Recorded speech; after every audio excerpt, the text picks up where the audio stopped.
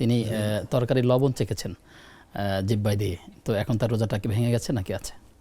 আসলে রোজা তার ভাঙে নাই, এটার একটা সুযোগ আছে বিশেষ করে মা বোনদের ক্ষেত্রে, যে তরকারিটার মধ্যে লবণ দেওয়া হয়েছে কিনা বা লবণ কতটুকু হয়েছে এটা জানার ক্ষেত্রে এই সুযোগটা তাদেরকে দেয়া আছে।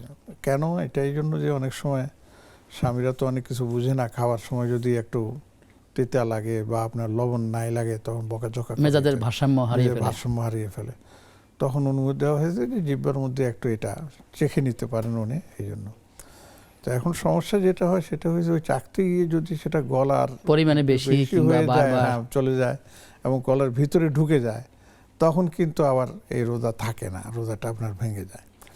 তো এই ক্ষেত্রে আমি আমাদের যারা এই ধরনের করেন তাদেরকে পরামর্শ দেব, আপনি নিজেই সিদ্ধান্ত নেন যে আপনার এই স্বাদটা গলা ক্রস করে ভিতর দিকে গেছে কিনা। যদি মনে করেন চলে গেছে তাহলে আপনি আরেকটা রোজা রেখে স্বাভাবিকভাবে তার অনুমোদন রয়েছে, কিন্তু তার সন্দেহ হলে হ্যাঁ এই অনুমোদন রয়েছে, শুধু জিহ্বাতে হালকা একটু টাচ করলেই তো বোঝা যায়, কাজে সেটা তো ভিতরে যাওয়ার কথা না।